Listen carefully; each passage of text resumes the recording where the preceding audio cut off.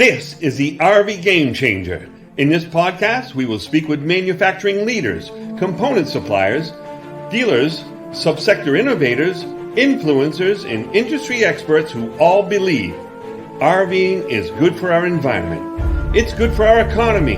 It's great for our family values and overall well-being. With your help, we can improve the RV experience for everyone. Today's episode of RV Game Changer is brought to you by RVing Today TV. If it has anything to do with RVing and camping, you can bet you'll see it on RVing Today TV. Celebrating its 14th year, RVing Today TV is the #1 weekly RV and camping lifestyle show in the country. Available on major television stations and sports networks nationwide, as well as various streaming media platforms. Visit RVingToday.tv, where you'll find the list of stations and networks carrying the show, along with additional stories, news, and contests. Ladies and gentlemen, today I have the distinct pleasure of introducing to you a man. Not just any man, a man who has dedicated more than 20 years to the betterment of the RV industry. He has learned, researched, reported, discussed, educated, developed, and has scattered widely a vast amount of knowledge throughout the community of which he loves so greatly. He tirelessly works to improve and utilize best practices as a springboard to advocate for those who feel unheard. He is the reason this podcast exists. He is an American in every sense of the word, a U.S. military veteran. I am proud and astonished to call him friend. Ladies and gentlemen, Robert Zagami. Hey, Bob. You know the name of that musical piece is The Fanfare for Common Man, but in this case, of course, you are very uncommon. You're extraordinary. You know, I get emails, text messages, and all kinds of links and whatever from anywhere from 4 a.m. to midnight. And Bob, first question, when do you sleep and how do you keep going that much? It's crazy. Actually, I run from 6 a.m. until about midnight, and I've been doing that for over 70 years, and it works for you. it works for me. I'm a firm believer if you keep this busy, everything else takes care of itself. Yeah, you know, I remember it like it was yesterday, Bob. You know, we met for the first time at a little place called Paul's Diner in Westford, Mass. Right? That's right. You know, I was this crazy creative guy, and I always felt like I didn't really fit into or find my perfect niche in the RV industry. But I really wanted to talk about it and get more involved with at a different level, you know. So it's not just, you know, being a salesperson, but after speaking with you for about 45 minutes, I remember feeling like you almost kind of reached your big arm out there and said, buddy, I got you. I'll be a mentor, you know, and that was one of the most profound moments I've had in the RV industry. Thank you so much, Bob. Well, thank you. You've done well, Bernie. You've done really well. You know, and it's, thanks to you. You know, you're always so supportive. You have me on RVing in New England all the time. You know, so tell us, give us a brief description how you got started writing, you know, talking and teaching about RVs. It was kind of crazy. I've been an RVer since 1978. Okay. My first RV was a Rockwood motorhome. Around that same time, the very first internet website for the RV industry popped up, and it was called RV America Online, and it was put up there by the original RV news guys, Don McGarry and Dan Holt, and they challenged the industry. They were independent. They talked about the good things and the bad things and the challenges and what have you, and I contributed a lot on the forums and the questions, to the point that one day he asked my phone number and called me up. Don McGarry did, and he said, "Who are you?" Great way to start a conversation. I'm just a consumer. I owned a document imaging company. I had a nice career going on business to business practices, but I was an RVer, and I like to dig into things, so I started digging into the RV industry. And Okay. he's I did a lot of writing in the imaging industry, and he when I told him I was a consumer, he was baffled. He says, "But you know so much about the industry. How can you?" He thought I was faking him, and that I actually worked for somebody in the industry and wanted Yeah, to. working undercover. Exactly, yeah, like the undercover boss. And I said, "No, I'm just a consumer." So we kept talking. And he said, "I want you to write for the magazine." And I said, "I got a full plate. I got a company to run. You know, I want to enjoy my RVing." He Yeah. said, "No, you got to write for the magazine." So fast forward, we talked for about almost a year, and he finally convinced me to write for the magazine. But I wrote an article, and I said the reason I didn't want to write for the magazine was it would be presumptuous of me outside the industry to tell people inside the industry how to do their job. I said I hadn't earned my stripes yet, so I said Yeah. Okay. I'll write an article about document imaging and how manufacturers, suppliers, components, and dealers can use microfilm and document imaging to improve their business processes. And it went over really well. And then he said, "No, you got to write for the magazine." I said, "All right, I'll do that." And some people, a lot of people don't even know this story. But he said, "Well, how much is it going to cost me?" And I said, "Nothing." He said, "What do you mean nothing?" I said, "Nobody knows who I am. Uh, I'll write for the magazine at no charge as long as you don't change any of my words or my stories. I'll Oh, write a wow. comment on it." And I actually wrote for the magazine for 4 years as a hobby. My wife thought I was crazy, but and She then still thinks you're crazy. Yeah. right, and uh, and then we worked out a deal after 4 years, and I was the editor of the magazine and went on to be the editor of a couple of other magazines. And in that time, I had actually started RV Insights, my RV consulting company. Okay. Started Wow. writing for a lot of the trade journals, and around 2013, Jeff Hirsch came to me, and they were having trouble with the New England RV Dealers Association. So the former director had run it into the ground. They had no money, no show, and no members because they didn't have any value to the dealers. So I consulted with them at first and was able to salvage the show for the 2013 Boston RV and Camping Expo. Wow. Then they came to me and said, "Would you become the executive director as a 1099 consultant?" Everything I do is as a 1099 consultant. I don't want any employees, and I don't want to work for anybody. So Oh, I'm I got you. free to go That's and cool. do what I But do. that was a big start, over 10 years ago, Yeah. starting to work with NERVDA, and it has become this big thing, not just the Boston RV show, but the relationships between all the dealerships and how you and your colleague John kind of keep everyone cohesive. That's a big deal. You've done a great job with that. Well, thank you. And it's a labor of love. People say, "Why at this point in your career?" And I joke with people. I don't hide my age. I turned 80 in March, and I run circles around people that are 40 years old. They can't keep up with me. Absolutely. And so I brag about it. But you know, when you retirement is a crazy word. It's not in my vocabulary. Why Right. would you want to stop doing something that you love? And I've been blessed in my career. I loved my document imaging world and that company. I loved when Yeah. I became an RVer. I loved every aspect about being an RVer, digging deep and becoming actively engaged in the industry.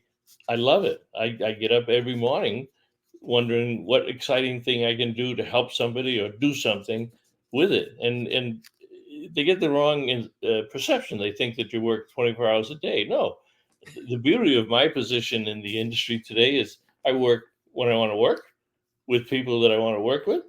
And if they don't want to pay the price I quote them, then I don't do it. You And know, that brings up a good point, Bob. You have a few different projects going on right now. So tell us a little bit about what's going on right now. well, I am the executive director of the New England RV Dealers Association, and That's a big deal. that's pretty much branding and marketing. So we put the RV industry out there. As an industry nationwide, we have the Go RVing committee and the programs that they do. But on the New England side, we have an incredibly active Facebook page. We have a television program called RVing in New England that is broadcast live. It's the only industry's only live online talk show. We've been doing it for over this is our ninth year of doing Right. the show every Wednesday night, 7 p.m. live. It goes out, and the beauty of that show is we joke with our guests, and you know you've been on, and you fill in for John and I when we decide to take a day off. I Is love doing it. Yeah, we, it's we wonderful. we press the button. We don't. It's unscripted. We do not script the show. We do not give people questions. We don't even plan it. Sometimes when we hit the button at 7 o'clock, we have no idea what we're going to talk about, and then we shut it off at 8 o'clock, and it's gone now for 9 years to do that. You know, and it's amazing how the audience of that show is so engaging, right? They will they come up with questions based on the conversation, and then it takes a whole different like viewpoint. The show evolves while it's happening. It's amazing. Yeah, it just takes off in some other direction. And last night's show was a good example. We were going to have open mic night and let everybody talk, and we invited Tony Barthel from Stressless Camping. He was in the audience. As you want to come on? We sent him a link, and you were on with us. Yeah. And Tony comes on it, and he breaks the news that Harvest Host had purchased Escapiers, and That was big news. that was big news. We spent half the show talking about it. So that's a fun project, and we get everybody from CEOs of companies to campers who have never been on a talk show or never been in front of a video camera. And John digs them out, at Churchill Downs or in some campground, and we don't know where he's going to be. Oh yeah, and you have this knack for just getting that information out to RVers and the RV industry, because a lot of RV industry people do watch RVing in New England. But you have another big show that you do with RV Business that is really dials it down quite a bit. And tell us a little bit about the Camper Report show. Yeah, that not RV Business. It's on the RV Life Network. Okay. Thanks for the correction. Over 1 million fans. They different forums, different chat rooms. They do a lot of websites for manufacturers and customer forums. So they came to us about a little over 3 years ago and asked us to do another show on their channel. So that's a pre-recorded show. Start off with I like to call it industry news that's been consumerized, if that's a word. So we explain what's happening in the RV industry, but from a consumer perspective. And then I will have an interview with a CEO or a C-level executive and talk about what their companies are doing, what might be new products, it might be new technology. And John is on the camper side. So John interviews campgrounds, campground suppliers, or campers. And we work so well together. It's like two brothers from different mothers, because not only do we not script our shows like RV in New England, we don't tell each other who we're interviewing the week of the Camper Report show. When we sit down to pre-record it, that's when we find out. First time we find out who John's going to interview or who I'm going to interview. So it just seamlessly goes together. And I think the real reason is I've been an RVer for 40 years. There's very few things that I haven't seen in the RV industry. There's very few people that I haven't met in the RV industry. Both John and I have extensive sales and marketing and consulting backgrounds. John has his own consulting company, does a lot of video work, not just in the RV industry. He works in hospitality. He works in the automotive industry. We just happen to, we actually met each other one time at the Boston show. He stopped by while I was doing a seminar and listened to the last half of the seminar. And I was talking about, it was the first year that we got motorhomes on the Mercedes-Benz chassis. Wow. And I said something like, this will be the most sold, most welcomed unit, best sold motorhome, Class C motorhome this year. And it was. It just hit the streets running. And he ended up buying one. Yeah, he did. And he called me a couple of days after the seminar and he said, wow, I like what you said. And I'd like to He buy your still lunch. owns it. It's amazing. It's kind of like you, Bernie. He called up and said, I want to pick your brain and, see what we can do together on that. And from that, we developed RV Insights, which is the consulting company. And then in my spare time, I write articles for business magazines or consumer magazines. But Okay. everything I do is fun, or I don't do it. Right. So this you may have just answered, what I was going to ask. And that's, I mean, you give so much to the RV industry, to RVers, to the corporate side. You give them insight, and that's why you have that company, RV Insights, probably. But how does the RV industry give back to you? Like, what do you get from all of this work that you do to help everyone else? Well, we don't look for anything to get back. I'm always of the philosophy that you do things because you want to do them and they help other people. If something comes down the pike later on that's complementary to what you do, or I get a client because the client likes what I do in the industry, that's Right. fine. But it's really driven by a deep passion for the RV industry, but also what people get out of the RV industry. And there are frustrations. Of These are course. these are handmade products. They sometimes have issues. So it's incumbent upon the dealer doing a very good walkthrough and introduction to the customers. I don't think that our industry still does enough in the area of education for the customers. And we have to do a better job to make sure that but the most important time is after they buy it and they pick it up. And then we have to rely on our campground partners, because if a customer's going to have a good experience after they buy an RV, it's going to be in the campground. Well, guess what? If they're going to have a bad experience, it's going to be in the campground. So Right. the campgrounds take the brunt of the pressure, because a lot of these are new RVers. They don't know about independent reps. They don't know about warranty programs, because unfortunately nobody, and this is how I was when I bought my first RV. I bought my first motorhome in 1978. I had never been camping. I had never Wow. been a Boy Scout. I had no idea. I bought it on passion. I went to the Boston show. I loved to drive. I looked at it. I didn't even know what a motorhome was. And I said, wait a minute, Wow. I can jump in this thing and I can sleep in it and take my wife and kids in this thing. And I bought it.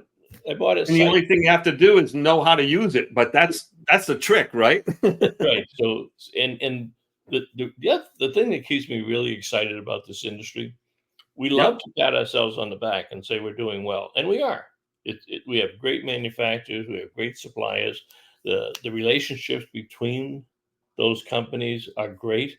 I mean, very seldom can you go into either a business event or a consumer event and walk up to the CEO of a company and have a conversation.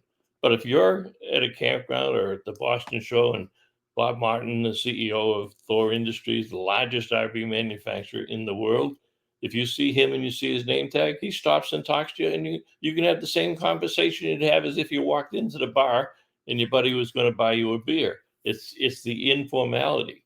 But the challenge and the opportunity is, think about this. We're going to be selling about 325,000 RVs this year. Hmm. During COVID, we got to 500,000. Well, guess what? We got 330 million people in this country. So I say, why are we only selling 500,000? So We we've should be got to selling a few million, right?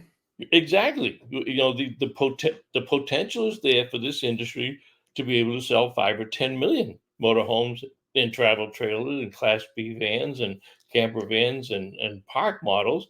But it's like anything else. Build them better, support them better, have enough technicians, train your salespeople to sell them the right way, make sure the walkthroughs are done the right way, stay in touch with the customer after the sale, make them a customer for life, make them want to come back to the dealership. Don't create situations where they have a problem with an RV. It'll never be 100% problem free. And most It's a people, house on wheels, right? It goes through an earthquake and a hurricane every time it goes down the road. right. So And people have to understand that. But you're right. You need to build a better infrastructure. And then, just like, Field of Dreams, you build it and they'll come. Once you have a really solid infrastructure, you're going to get more people joining the RV industry and buying RVs. Well, we have the infrastructure. It's just Okay. all of us in the industry have to do a better job at growing that infrastructure. Like I say, Okay. Yeah. people, consumers are very forgiving. They know things will break. They don't judge you on a problem breaking. They judge you on how you fix the problem. How you So respond to it. some Yeah. of my best business relationships with major corporations in my imaging world started out by one of our people screwing up a job. They wanted this and we gave them that. But Right.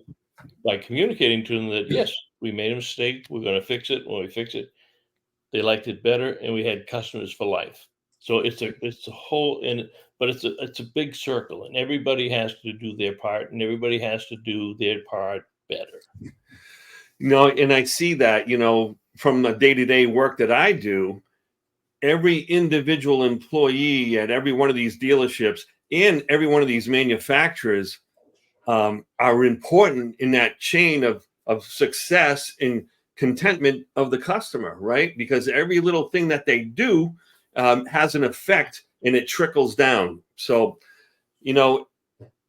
what you've been saying has been very insightful, and I want you to tell us a little bit more detail about RV Insights and what this project has been and what it's leading to for you and John, right? John's a part of the RV Insights Yes, as yes, well. yeah, yeah.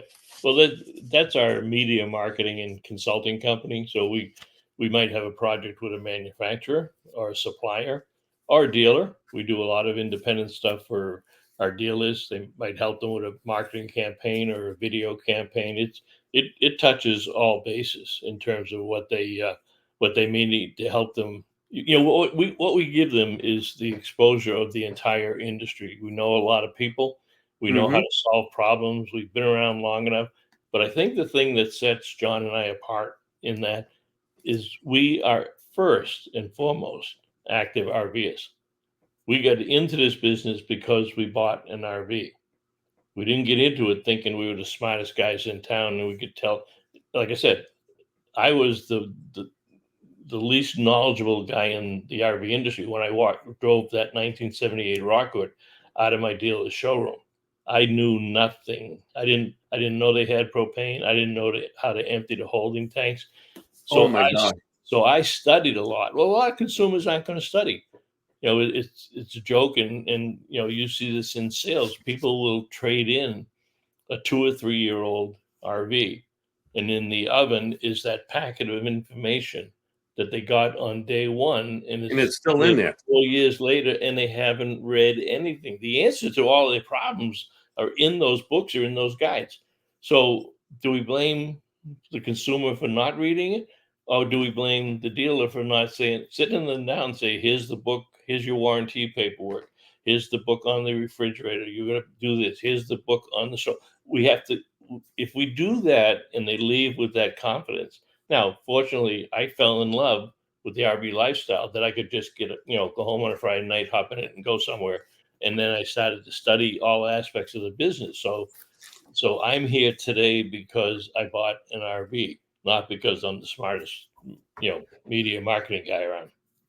Well, it kind of adds up, though, through the diligence that you've had, you've gained quite a reputation, and you've spoken with some pretty heavy duty, like the biggest names in the RV industry. And I know they talk candidly to you, like you said, almost like you meet them in a bar and you can talk to them. But for some reason, these folks, when you ask them to say, hey, would you like to talk, they say yes. Name do a little name dropping for me here and tell us a little bit about some of your best or most interesting interviews. Well, if it wasn't for Jeff Hirsch, the CEO of Campers Inn, I wouldn't be here today. Right. I was a customer of Campers Inn. I had bought a Leighton trailer somewhere along the way. I was a customer, and Jeff had followed my magazine articles, and he knew who I was. And they had started in Acton, Mass. In fact, I'm probably one of the few people in the industry that actually knew Jeff's mother and father, Art and Fran, when they had one little dealership in Acton, Mass. And you guys promote that in the dealership, and you've got pictures of Art and Fran around. Oh So yeah. if it wasn't for Jeff, I probably wouldn't be where I am today. But I've had the opportunity to interview probably every CEO in this industry. Bob Martin at Thor, Mike Happy at Winnebago. Haven't done Pete Legal at Forest River, but I've done some other general managers and VPs at Forest River. So that that is, that's part of earning your stripes. People aren't going to talk to you if they don't think that you know something about the business. But again, what always comes out of it, and it just something that's the way I do business. What comes out of it, and you hit it in the beginning, is the passion. I'm crazy enough to think that if you have to work for a living and you don't have fun with it, then go do something else. If you can't get out of bed in the morning and look forward and enjoy what you do, go do something else. Find something that you are passionate about, then worry about finding the job and building a career. If you can't get passionate about something, I, I couldn't live a life like that. I don't know how people walk around being miserable or wake up in the morning being miserable or complain about their job. Life is too short. It's a great journey, but you got to enjoy it. You got to be passionate about it. Yeah, that's an amazing life lesson, just like having a reason to get out of bed. And, so many people that you meet every day, they're just going through the motions. They're just perfunctory. I'm going to get up. I'm going to do this until I don't want to do it anymore. Then I'm going to retire. And that's going to be the end of life as we know it. And it's a shame. But when you find your passion and you find what makes you tick and gives you that energy to want to learn and share that information, that's the blessing of life right there for sure. Well, and I'm convinced it's the reason why I enjoy a very nice life and a very comfortable life, and thank God, a healthy life, and that I can do these things. And you've joked on occasions that you got an email from me at 4 o'clock in the morning. Well, if I wake up in the morning and I get this great idea, or I forget that I told you to do something, I'm going to get up and I'm going to send it. So people get emails from me, 2 o'clock, 3 o'clock, 4 o'clock. Not every night. See, that's the mistake people make. They think, man, this guy, gets up at 6, he works all day, goes to bed. I've got an incredible wife who has her own business career. I've got 2 incredible daughters who are very successful.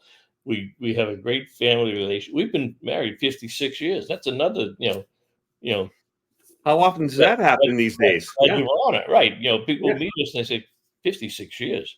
You know, I And you mean, still like each other. That's awesome.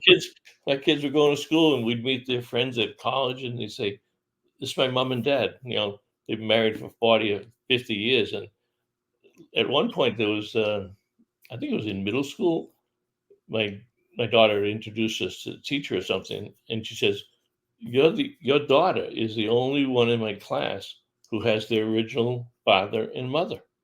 Everybody else is Wow. divorced." So yeah, I mean, but that I credit that to my wife's side. So we've been married 56 years. Her sister's been married almost 60 years, and her brother's been married 48, I think 48 years. And marriage isn't easy, just like work. It's not easy. You got to work at it. It's Right. Hey, let's talk a little bit about what you do best, and that's give advice to RVers. What are some of the main topics that you go over? Say a newbie comes up to you and say, I don't know where to go, what to do, or how to get it done. How do you kind of settle them down and kind of point them in the right direction? Well, when they understand, or they come to me thinking that I've got all the answers. Well, I don't have all the answers, but I know where to get the people to get all the answers. You know where to find them, Right. find the answers. Yeah. So I find out it's just like you as a an ambassador, a matchmaker at Campers Inn. You've got to talk to them first. You got to find out, why are they having a problem with the RV? Was it a deal, or was it did they? And I'll ask them, did you read the manual? Do you know how to get service? The thing that I find is that most RVers don't do their homework. Now, it's very easy for people to complain about the RV industry. Oh, my water heater leaked, or I had a flat tire, or I can't get my TV to work with the new technologies.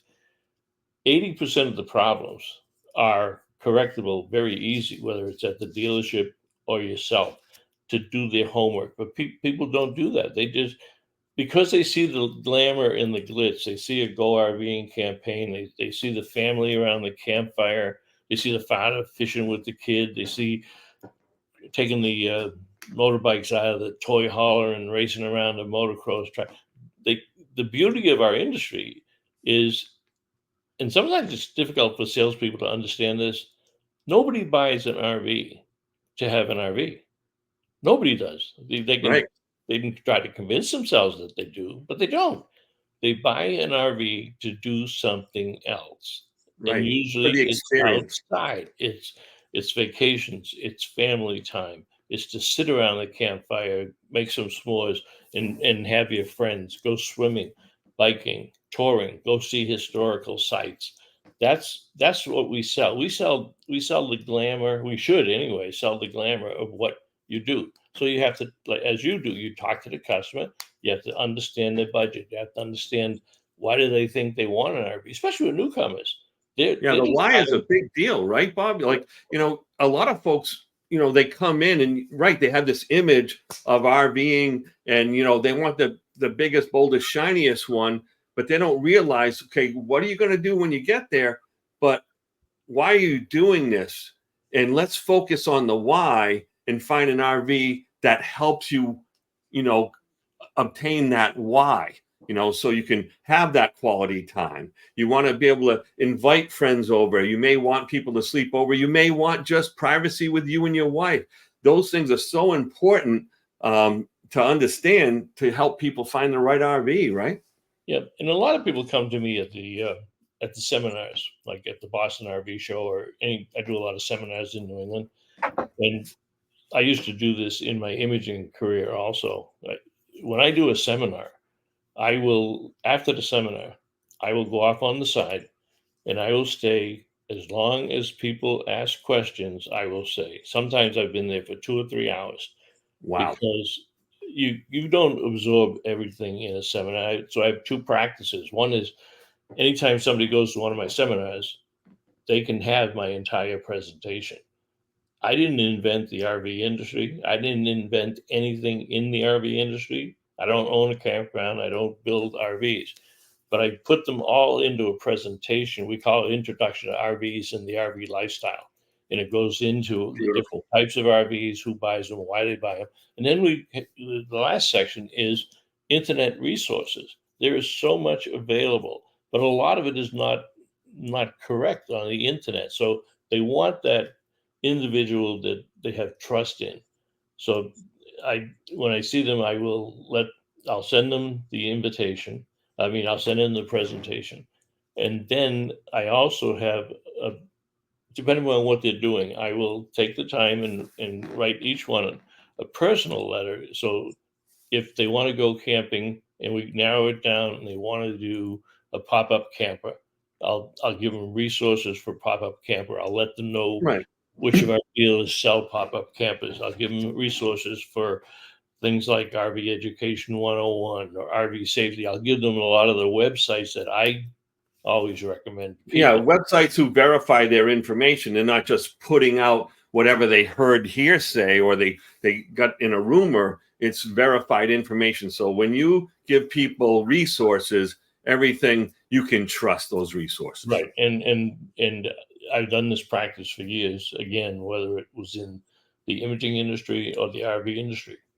Once if they request a copy of the presentation, once they have that, they can call me anytime at no charge with a question. And I've had people call me 5 years after their first exposure to the RV show and say, Wow. "Look, I sat in your presentation 5 years ago and I got your presentation and you said I could call you anytime." I said, Oh "Yep." my And, God. and I answer the questions for them. Why? Because I want people to enjoy every aspect of the RV industry. We don't want people breaking down. We don't want people with flat tires. We don't want people on the side of the road. So I'm just one of many people in this industry that give back to the industry and make sure that they have a happy experience. A good example, I actually got a call one night about 7 o'clock on a Saturday night. and it was somebody who had actually been in one of my seminars but kept all the information. And they were going through New England, and they had a blowout on Route 495 on a Saturday night, and they were going to a wedding in Maine. And I said, "Man, I don't know if I can help you." I said, "But let me see what I can do. Give me a number. Get off the side of the road." And they didn't have roadside service or anything. Wow. On the phone, I called one of my dealers and said, "Here's the problem. Customers on 495." I said, "Who do you know?" Because he was in that 495 belt. He said, he says, "I got a great tire guy." He says, "Let me call him." So I called the dealer. The dealer calls the tire guy. So we don't want somebody stuck on the side of the road. 10 o'clock on Saturday night, the show truck comes out. The guy comes out with his service vehicle, fixes the customer's tire. And they drove more hours during the night, but they made the wedding in Old Orchard Beach the next day while rested. The Wow. only way something like that can work is through personal relationships and respect for what each person in our industry does for the other person. It's not what you know, it's who you know. And that's one thing that you seem to know a little bit of everybody out there. And it's really important that, you're such a tremendous resource that you were able to solve this problem at 10 o'clock at night, which seemed daunting and unattainable. But somehow you were able to do that, And think about it from the consumer's viewpoint. I mean, they're cursing their RV, they're cursing the tire manufacturer. Maybe they didn't put the right tire pressure in, but it's not. We don't try to say who is at fault. No, just let's fix it. If there's a problem, fix it. So I want your input on, if someone's buying an RV and they're new to the industry, what would be like the primary, say, we've just bought a camper. I always say be a student of RVing, find resources, get on those YouTube videos, whatever it may be. But you are constantly giving out great information to all these people. How are they going to get a hold of you? How are they going to watch, your shows and get more information from you and your buddy John? They can email me anytime at bobzagami@nervda.com. Okay. Stuff that's outside of NERVDA in the show, my other consulting is they can get a hold of me at rwzagami, RWZAGAMI @gmail.com. And but they're also going to be watching your shows, right? They should be getting on Facebook.com / we have a very good audience, and as you know, on New England, it's just a fun show, and our guests, our fans, they actually, if they're late for the show, you've seen this happen too. They apologize. Jim Conboy from New England RV Roof, he comes in late and he's, "Oh, this is Jim, and I'm sorry I'm late. I ran late, or dinner was late, or whatever." So we have a lot of fun with them, and that's the hallmark of the show. We interact. Yeah, so if you want a fun, insightful show that every week you learn something else, right? Every week something comes up that is like beneficial to the end user. Check out this show on Wednesday night, folks. It's a wonderful, wonderful show. And with that URL, Bernie, every show that we've done for the last 8+ years is on that website. You just go up to the menu bar and hit videos. So every show that we have, so you can pick and choose and go through them and see. You can pick the ones with my face on it too. That's right. If you don't have your face on it, and then I'll tell you, Bob and John do such a wonderful job, and I always say that Bob, you're the worker in the couple there. John is very insightful and gets some great interviews, but you make sure the clock is ticking. You make sure everything is going the way it ought to go, and it's fun. And it's fun. And RVing is fun. It's really important that people understand that and don't take it so seriously. So the best virtue or best attribute a RVer can have is to be creative and to be a problem solver, because sometimes things happen And as long as you bring your trusty little toolbox there is a solution available to you.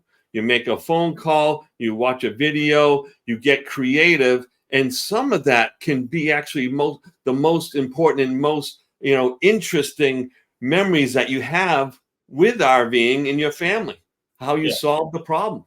And again, I go back to education. The most important thing we have to offer in this industry is education. Now, some of that responsibility goes right back to the consumer. If you're going to spend the kind of money that RVs cost today, anywhere from $20,000 to $2 million, and it's probably going to be the second biggest investment after your house, then you have a responsibility to learn it. Whether or not the dealer does the right job, whether or not the manufacturer answers your question, you got to be self-sufficient. You got to know and study it. There are a lot of TV shows like ours that are out there. There's more. It's like RVing Today with Jose. I mean, he's been out there 14 years with the RV lifestyle. Patrice and Kevin McCabe do RV There Yet, which is very popular. It's in its third season.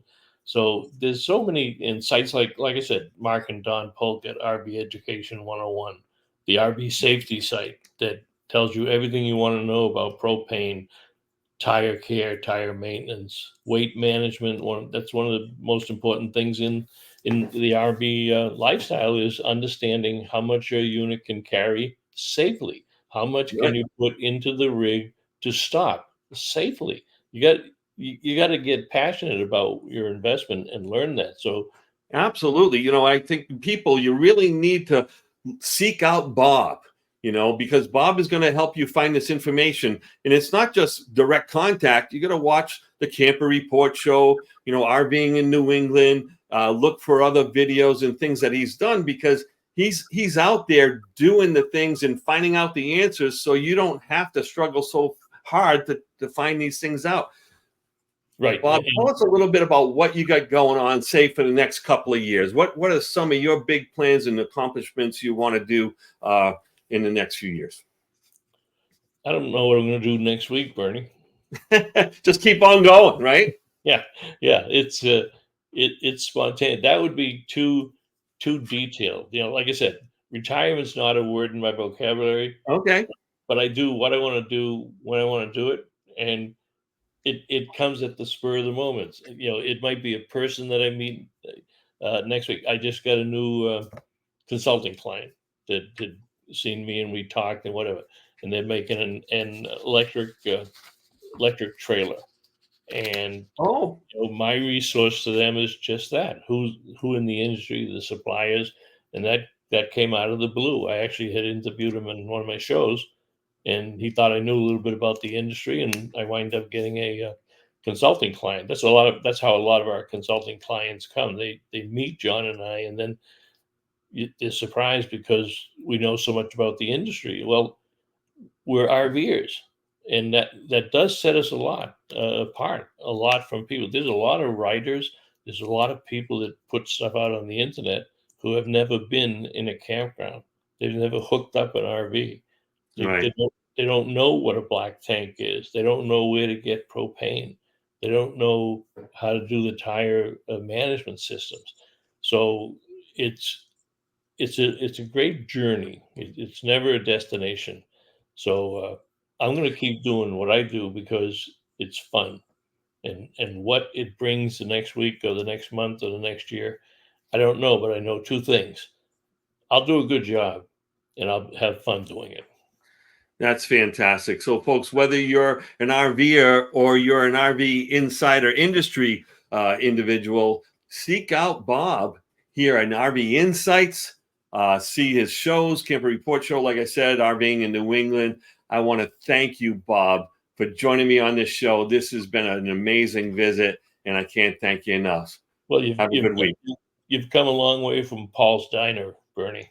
All right. Thanks, buddy. Appreciate it. Thank you. And if you want to find the latest episode of RV Game Changer, make sure you go to rvtoday.tv, where you find our latest episode along with a lot of great information, tips and tricks, and videos of RVing Today TV. If you want to get a hold of me, Go to RV Game Changer on YouTube, Facebook, LinkedIn, and Instagram. And make sure to subscribe. Have a wonderful week and God bless.